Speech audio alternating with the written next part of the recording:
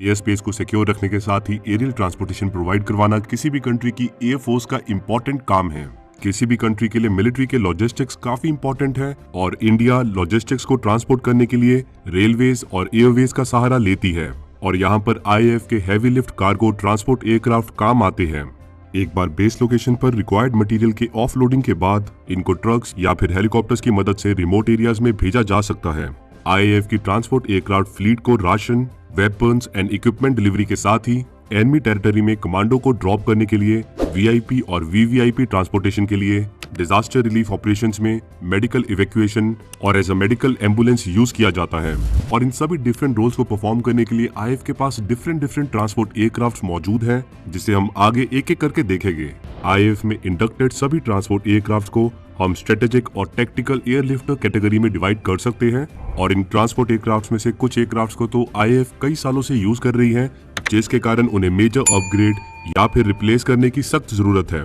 पुराने हो गए एयरक्राफ्ट को अपग्रेड और रिप्लेस करने पर हमने पास्ट में आईएएफ और एचएएल के बीच कॉन्फ्लिक्ट भी देखा है, जिसको हम वीडियो में आगे देखेंगे। पर पहले एक एक करके आईएएफ के ट्रांसपोर्ट फ्लीट को देखते हैं। C-17 Globemaster. C-17 Globemaster US air force का लार्जेस्ट मिलिट्री ट्रांसपोर्ट एयरक्राफ्ट है, जिसे 1980s में यूएस एरोस्पेस कंपनी बोइंग ने मैन्युफैक्चर किया था। ये very heavy lift transport aircraft type है, जिसे स्ट्रेटेजिकल और टैक्टिकल दोनों रोल्स के लिए यूज किया जा सकता है। इंडियन एयरफोर्स में टोटल 11 C-17 एयरक्राफ्ट मौजूद है और पहला C-17 2013 में आईएएफ के नंबर 81 स्क्वाड्रन स्काईलॉर्ड्स में इंडक्ट किया गया था। वही 11th C-17 को आईएएफ में 2019 में इंडक्ट किया गया था।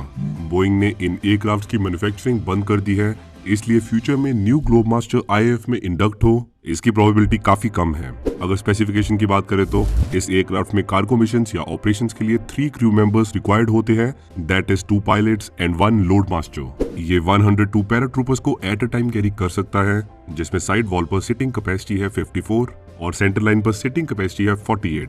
इसकी पे लोड कैपेसिटी है 70,000 kg।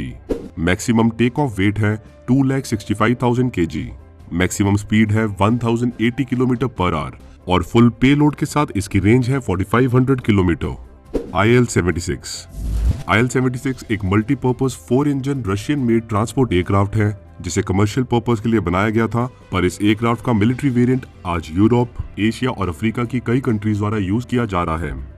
इस एयरक्राफ्ट को 1985 में आईएएफ में इंडक्ट किया गया था और आज आईएएफ ऐसे 17 एयरक्राफ्ट ऑपरेट कर रही है। इंडियन एयरफोर्स IL-76 के अपग्रेडेड वर्जन IL-76MD को फिलहाल यूज कर रही है और 2018 से ही IL-76 को फर्दर अपग्रेड करने की बात इंडिया और रशिया के बीच स्टार्ट हो गई थी, पर स्पेयर पार्ट की शॉर्टेज के चलते ये अपग्रेडेशन प्रोसेस काफी स्लो था। रशिया यूक्रेन के कॉन्फ्लिक्ट के बाद से रशिया पर कई सैंक्शंस लगे हुए हैं, जिसके चलते इन IL-76 को अपग्रेड करने में और भी डिले एक्सपेक्टेड है। टाइम पर अपग्रेड ना होने के चलते इन एयरक्राफ्ट की ऑपरेशनल कैपेबिलिटी C-17 के कंपैरिजन में कम है, पर फिर भी आईएएफ इन एयरक्राफ्ट को एक्सटेंसिवली यूज कर रही है। इसके अलावा आईएएफ IL-78 एयरक्राफ्ट का इस्तेमाल एयर टू एयर रिफ्यूलिंग के लिए यूज कर रही है। IL-76 को ऑपरेट करने के लिए 5 क्रू मेंबर्स की रिक्वायरमेंट होती है। इसकी पेलोड कैपेसिटी है 48,000 kg। Maximum take off weight है 1,90,000 kg। मैक्सिमम स्पीड है 900 किलोमीटर पर आवर और फुल पेलोड के साथ इसकी रेंज है 4400 किलोमीटर। इसके बाद बात करते हैं C-130 super Hercules. C-130 super Hercules 4 engine turboprop military transport aircraft है, जिसे यूएस की aerospace and defence company Lockheed Martin ने मैन्युफैक्चर किया है। आईएएफ C-130 का न्यू वेरिएंट C-130J यूज करती है, जैसे 2011 में आईएएफ में इंडक्ट किया गया था। आज IAF total 12 C-130 aircraft use कर रही है, जिसमें 1 एयरक्राफ्ट 2014 में क्रैश हो गया था और उसका रिप्लेसमेंट आईएएफ को 2019 में मिला। अगर आईएएफ के पॉइंट ऑफ व्यू से देखें तो C-130 आज की डेट में मौजूद बेस्ट टैक्टिकल एयरलिफ्ट एयरक्राफ्ट है और इसी कारण से इन एयरक्राफ्ट को extensively border and remote areas में आईएएफ द्वारा ऑपरेट किया जा रहा है। C-130 सुपर हर्कुलस को ऑपरेट करने के लिए 3 क्रू मेंबर्स की रिक्वायरमेंट होती है, that is 2 pilots and 1 load master. ये 64 पैराट्रूपर्स को एट ए टाइम कैरी कर सकता है। इसकी पेलोड कैपेसिटी है 20,000 kilogram. Maximum take off weight है 70,307 kg। मैक्सिमम स्पीड है 670 किलोमीटर पर आवर और फुल पेलोड के साथ इसकी रेंज है 4400 kilometre. Antonov AN-32 turboprop twin engine military transport aircraft है जिसे एंटनव द्वारा डिजाइन किया गया है और इसको एडवर्स वेदर कंडीशंस में भी जरूरत पड़ने पर यूज किया जा सकता है। IAF टोटल 104 AN-32 एयरक्राफ्ट को यूज कर रही है जिन्हें 1984 में इंडक्ट किया गया था। ये एयरक्राफ्ट एरियल पेट्रोलिंग के लिए सूटेबल है और इसको IAF द्वारा डिजास्टर रेस्क्यू ऑपरेशंस में एक्सटेंसिवली यूज किया गया है। 2011 से IAF ने अपने AN-32 फ्लीट को अपग्रेड करना स्टार्ट किया था, पर अभी तक बस 40% एयरक्राफ्ट ही अपग्रेड हो पाए हैं। AN-32 को ऑपरेट करने के लिए 3 क्रू मेंबर्स की रिक्वायरमेंट होती है, that is 2 pilots and 1 navigator. ये 42 पैराट्रूपर्स को एट अ टाइम कैरी कर सकता है। इसकी पेलोड कैपेसिटी है 6700 kg। Maximum take off weight है 27000 kg। मैक्सिमम स्पीड है 530 किलोमीटर पर आवर और 3700 kg पेलोड के साथ इसकी रेंज है 2500 किलोमीटर। और इसके बाद डॉर्नियर डू 228। डॉर्नियर एक twin engine turboprop utility transport aircraft है जिसे इंडियन नेवी और इंडियन कोस्ट गार्ड द्वारा भी यूज किया जाता है। ये जर्मन ओरिजिन एयरक्राफ्ट है, पर पिछले कई सालों से इसको HAL अंडर लाइसेंस मैन्युफैक्चर कर रहा है। डॉर्नियर को 1986 में IAF में इंडक्ट किया गया था और IAF आज 50 डॉर्नियर्स को ऑपरेट कर रही है।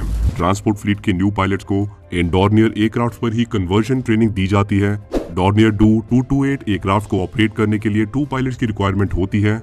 ये 19 पैसेंजर्स को कैरी कर सकता है। इसकी पेलोड कैपेसिटी है 2057 kg। Maximum take off weight है 6575 kg। मैक्सिमम स्पीड है 428 किलोमीटर पर आवर और इसकी रेंज है 396 kilometre with full payload. Next Hawker Siddeley HS-748। Hawker Siddeley एक medium size twin engine turboprop military transport है जिसे initially British की एवरो द्वारा डिजाइन एंड मैन्युफैक्चर किया गया था। इनको 1964 में IAF में इंडक्ट किया गया था और फिलहाल IAF 57 एयरक्राफ्ट को ऑपरेट कर रही है। HS-748 में रियर रैम्प फैसिलिटी नहीं है जिसके कारण ये कार्गो ट्रांसपोर्टेशन के लिए सूटेबल एयरक्राफ्ट नहीं है और इसी कारण से IAF इनको troops, small ammunitions, senior executive और VIPs के ट्रांसपोर्टेशन के लिए यूज करती है। इस एयरक्राफ्ट को लेकर IAF और HAL के बीच में कॉन्फ्लिक्ट भी देखे गए थे जिसके बारे में हम वीडियो में आगे बात करेंगे। एवरो को ऑपरेट करने के लिए 3 क्रू मेंबर्स की रिक्वायरमेंट होती है, that is 2 pilots and 1 passenger attendant. ये 40 to 58 पैसेंजर कैरी कर सकता है। इसकी पेलोड कैपेसिटी है 5136 kg। Maximum take off weight है 21092 kg। मैक्सिमम स्पीड है 452 किलोमीटर पर आवर और फुल पेलोड के साथ इसकी रेंज है 1715 किलोमीटर। इन सभी ट्रांसपोर्ट एयरक्राफ्ट के अलावा IAF VIP और VVIP मूवमेंट्स के लिए एम्ब्रियर लीगेसी 600, बोइंग 737 और बोइंग 777 एयरक्राफ्ट को भी ऑपरेट करती है। एयर इंडिया 1 बोइंग 777 को अक्टूबर 2020 में ही इंडक्ट किया गया था। पहले एयर इंडिया 1 एयर इंडिया का बोइंग 747 एक कमर्शियल एयरक्राफ्ट टाइप था जो प्रेसिडेंट, वाइस प्रेसिडेंट और प्राइम मिनिस्टर को एक जगह से दूसरी जगह ले जाने के लिए यूज किया जाता था। वही current air India 1 that is Boeing 777 में कोई भी एयर इंडिया मार्किंग नहीं है और इसका कोई कमर्शियल ड्यूअल यूज भी नहीं होता है, बल्कि ये एक मिलिट्री वेसल है जिसे फॉर्मली इंडियन एयरफोर्स द्वारा ओन्ड और ऑपरेट किया जाता है। एयरफोर्स स्टेशन पालम में based air headquarter communication squadron ही इसके लिए रिस्पॉन्सिबल है। अब एक तरफ इंडियन एयरफोर्स अपनी पुरानी हॉकर सिडलीज HS-748 फ्लीट को रिटायर करना चाहता है, वही दूसरी तरफ HAL चाहता है इन एयरक्राफ्ट को मॉडर्नाइज और अपग्रेड करके आने वाले 2 दशक तक यूज किया जाए। जहां एक तरफ IAF ने HAL के इस प्रपोजल को सीधे रिजेक्ट करते हुए HS-748 को C295 एयरक्राफ्ट के साथ रिप्लेस कर डिसीजन फाइनल कर दिया है। इसके बावजूद HAL का मानना है कि HS-748 को डिजाइन किया गया था as a medium size turboprop airliner और इसके एयरफ्रेम में अभी भी कोई इशू नहीं है। हाँ, इस एयरक्राफ्ट को अगर फ्यूचर में यूज करना है तो मेजर अपग्रेड जरूर करने होंगे, पर इसके एयरफ्रेम में बिल्कुल भी प्रॉब्लम नहीं है। HAL का प्लान है इस एयरक्राफ्ट में पुराने सिस्टम्स को रिप्लेस किया जाए with new turboprop engine, FedEx system and cockpit और सभी पुराने इलेक्ट्रॉनिक सिस्टम को भी न्यू एवियोनिक्स और इलेक्ट्रॉनिक्स से रिप्लेस किया जाएगा। HAL के इस प्रपोजल के बाद इंडियन एयरफोर्स को ये प्लान बिल्कुल रेलेवेंट नहीं लगा, क्योंकि HS-748 इन अपग्रेड्स के बाद भी रियर रैंप ना होने के कारण VVIP और ट्रूप्स ट्रांसपोर्टेशन रोल के लिए ही लिमिटेड रहेगा और इसको AN-32 या C295 ट्रांसपोर्ट एयरक्राफ्ट की तरह कार्गो ट्रांसपोर्टेशन के लिए यूज नहीं किया जा सकेगा। इसलिए IAF इन एवरो एयरक्राफ्ट को C295 एयरक्राफ्ट से रिप्लेस करना चाहती है और लास्ट ईयर सितंबर में कई साल से पेंडिंग पड़ी $3 बिलियन की डील को क्लियर कर दिया है, जिसके तहत इंडियन एयरफोर्स के लिए 56 Airbus C295 MW transport aircraft procure किए जाएंगे। ये ट्रांसपोर्ट एयरक्राफ्ट IAF की ट्रांसपोर्ट फ्लीट में मौजूद एवरो 748 एयरक्राफ्ट को रिप्लेस करेंगे।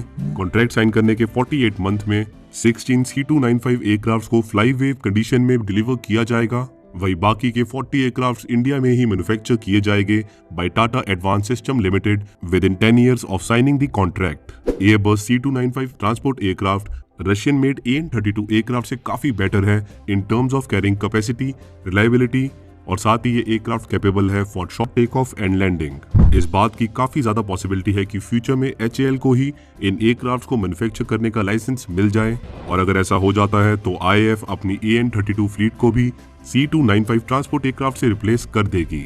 तो ये थी इंडियन एयरफोर्स में ट्रांसपोर्ट फ्लीट का करंट स्टेटस और फ्यूचर प्लान। लाइक करें हमारी वीडियो को और हमेशा की तरह हमारी वीडियो को शेयर करते रहे। मिलते हैं अगली वीडियो में।